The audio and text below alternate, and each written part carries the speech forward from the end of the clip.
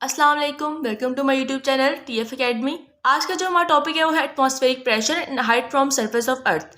अच्छा, last lecture में मैंने आपको बताया था कि जैसे जैसे हम लोग हाइट ऊपर जाते हैं तो हमारे पास एटमॉस्फेरिक प्रेशर डिक्रीज कर जाता है। यह यहाँ पे लिखा हुआ है कि at the atmospheric pressure decreases as we go up from the surface of earth.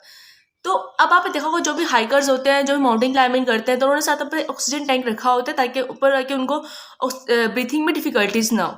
तो यहाँ पर उन्होंने बताया हुआ है कि on mountains the atmospheric pressure is lower than at sea level. वो कह रहे हैं कि माउंटेन्स पे जाके एटमॉस्फेरिक प्रेशर कम होता है, मतलब कि वो इतना कम होता है कि आहिस्ता से जाके ग्रेजुअली, मतलब स्लोली स्लोली वो जीरो तक पहुंच जाता है।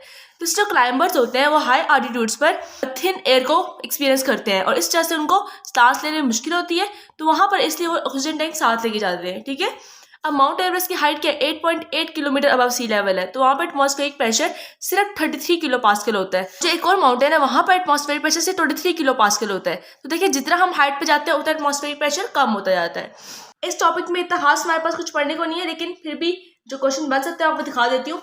वो बनता है कि पहला सवाल बनता है, why is cooking difficult to high altitudes at high altitudes. ऊंचाई पर हमारे पास कुकिंग डिफिकल्ट क्यों होती है? अब पहली बात वही रीजन है कि प्रेशर हमारे पास लोअर होता है। जब हमारे पास प्रेशर लोअर होगा तो बॉइलिंग पॉइंट रिड्यूस कर जाएगा, तो इसलिए खाना देर से बनेगा। ठीक है। दूसरा क्वेश्चन हमारे पास बनता है, why do mountaineers feel breathing difficulty eight high altitudes. Mountaineers को हमारे पास सांस लेने में मुश्किल क्यों होती है हाई एल्टीट्यूड्स पर? क्योंकि वहाँ पर एटमॉस्फेरिक प्रेशर कम होता है। और आप एक और बात देख सकते हैं कि वहाँ पे एयर थिन हो जाती है। जब एयर थिन होती है तो वहाँ पर ऑक्सीजन की कंसंट्रेशन भी लो आती है, इससे सांस लेना मुश्किल हो जाता है। फिर हम देखेंगे दो एप्लीकेशंस कि एटमॉस्फेरिक प्रेशर की दो एप्लीकेशंस के कहाँ पे यूज़ होता है। पहली बात है ड्रिंकिंग थ्रू स्ट्रॉ और सक्शन कप्स। ठीक है। हमारे पास हम स्ट्रॉ से पानी पीते हैं, जूस पीते हैं, तो हमारे पास उसमें हेल्प करता है एटमॉस्फेरिक प्रेशर। और दूसरा हमारे पास सक्शन कप्स यूज़ होता है। ठीक है। ये हमारे पास एग्जाम्पल है एटमॉस्फेरिक प्रेशर की जहाँ पे इसका यूज़ आ रहा है। नेक्स्ट जो हमारा टॉपिक है वो है atmospheric pressure and weather. Parameters that are kept in same place at the same height above sea level show the some variation in atmospheric pressure from day to day। वो कह रहे हैं कि हमारे पास अगर हम डिफरेंट एक सेम जगह पर और सेम हाइट पर बैरोमीटर्स रखें तो हमारे पास वो कुछ कुछ चेंजेस दिखाता है एटमॉस्फेरिक प्रेशर में दिन ब दिन। वो कह रहे हैं कि प्रेशर हमारे पास शो होता है ना वेदर मैप्स के ऊपर, तो वो लाइन्स में शो होता है और लाइन्स को हम कहते हैं isobars. The lines the map joining those places with the same atmospheric pressure are called isobars. और वेदर फोरकास्टर हमारे पास क्वेश्चन यूज करते हैं प्रेशर के लिए, वो है मिलीबार। ठीक है। क्योंकि वो मतलब के स्मॉल होता है इसलिए हम उसके मिलीबार यूज करते हैं। The unit for pressure use in weather maps is called millibar. 1 m bar is equal to 100 pascal. Next हमारे पास गिवन है एप्लीकेशंस ऑफ एटमॉस्फेरिक प्रेशर। इसमें सबसे पहले एप्लीकेशन आती है ड्रिंकिंग बाय स्ट्रॉ। अब आपको पता होगा जैसे हम लोग स्ट्रॉ से लाइक जूस वगैरह पीते हैं तो हमारे पास जो लिक्विड होता है ग्लास के अंदर या कप के अंदर वो राइज कर जाता है ऊपर माउथ तक। कैसे करते हैं? हमारे माउथ के अंदर जो प्रेशर होता है वो लोअर होता है और बाहर एटमॉस्फेरिक प्रेशर ज़्यादा होता है। जो बाहर एटमॉस्फेरिक प्रेशर होता है वो एयर को पुश करता है कि वो अपवर्ड मूव करे हमारे माउथ तक, तो इसलिए हम लोग इजी से हम लोग ड्रिंक कर पाते हैं स्ट्रॉ से। यहाँ पर लिखा हुआ उन्होंने कि the action of sucking increases the volume of lungs. हम बस जब हम सक करते हैं तो हमारा वॉल्यूम जो लंग्स का होता है वो इंक्रीज कर जाता है और एयर प्रेशर को डिक्रीज कर देता है लंग्स के अंदर और माउथ के अंदर। तो इससे क्या होता है, एटमॉस्फेरिक प्रेशर जो सर्फेस पे एक्ट कर रहा होता है वो लिक्विड को ऊपर ग्रेटर प्रेशर से अपवर्ड फोर्स पुश करता है ताकि वो हमारे माउथ में चला जाए। यहाँ लिखा हुआ है, इन्होंने इसको लाइन को इस तरह एक्सप्लेन किया हुआ है कि forcing the liquid to rise up the straw into the mouth.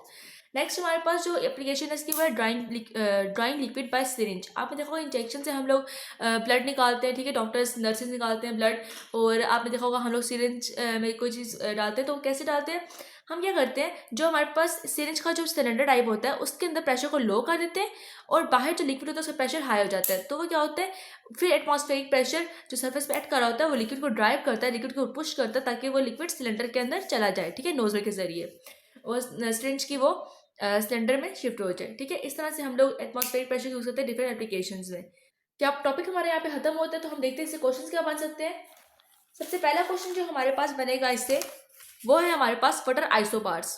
Isobars हमारे पास क्या होता है? Isobars are the lines on a weather map, they join places with the same atmospheric pressure, they help us study weather patterns. ठीक है। ये आपने answer लिखना है, 3 नंबर का सवाल है, आपने आंसर लिखना है। नेक्स्ट फर्दर क्वेश्चन बनता है हमारे पास, हाउ डज विंड ब्लो। तो आप लोगों ने रीडिंग में पढ़ा था कि wind blows from high pressure areas to low pressure areas, the greater the pressure difference the stronger the wind, closely spaced isobar strong winds. मतलब जहाँ पर हमारे पास आइसोबार्स क्लोजली जुड़े होंगे तो वहाँ पर विंड स्ट्रॉन्ग होंगी। नेक्स्ट क्वेश्चन है, why is it difficult to cook food at high altitude. से पहले भी हम क्वेश्चन देख चुके हैं क्योंकि एटमॉस्फेरिक प्रेशर लो होता है तो हमारे पास फूड ज़्यादा टाइम लगता है बनने में। फिर क्वेश्चन आता है, how does drinking with straw works. तो यहाँ पे आपने ड्रिंकिंग बाय स्ट्रॉ वाले एप्लीकेशन के बारे में है कि sucking lowers pressure in the mouth, atmospheric pressure pushes liquid up the straw and liquid enters the mouth. ये आपने सिंपल सा समरी करके आंसर करना है इसका। नेक्स्ट क्वेश्चन है what happens to the pressure when volume decreases. जब volume decrease करते हैं तो प्रेशर पे क्या इफेक्ट पड़ता है? तो वॉल्यूम जब डिक्रीज करता है तो जब वॉल्यूम इंक्रीज करता है तो प्रेशर डिक्रीज हो जाता है, इसे हम बॉयल्स लॉ भी कहते हैं। और pressure and volume inversely proportional है, मतलब कि इनवर्सली रिलेटेड है। अगर प्रेशर इंक्रीज कर रहा है तो वॉल्यूम डिक्रीज करेगा, वॉल्यूम डिक्रीज कर रहा है तो प्रेशर इंक्रीज करेगा। ठीक है, नेक्स्ट हमारे पास लास्ट क्वेश्चन बनता है जो इंपॉर्टेंट भी एग्जाम पॉइंट ऑफ व्यू से, वो है what is the unit of atmospheric pressure. हम पहले बहुत सारे यूनिट पढ़ चुके हैं, pascal, atm, torr, millimetre, Hg. एक और यूनिट हमारे पास आ गया है मिली बार। तो हमने से कॉमन यूनिट है, हमारे पास वेदर फोरकास्ट में यूज़ करते हैं, और ये हमारे पास 1 मिली बार 100 पास्कल के इक्वल हो सकता है। आपके पास कन्वर्जन वाले क्वेश्चन आ सकते हैं, तो आप इनको लाजमी देख लेना है। इन क्वेश्चन को आप नोट कर लीजिएगा। मजीद इसमें कोई आपको कन्फ्यूजन नहीं तो आप मुझसे कमेंट सेक्शन में पूछ सकते हैं।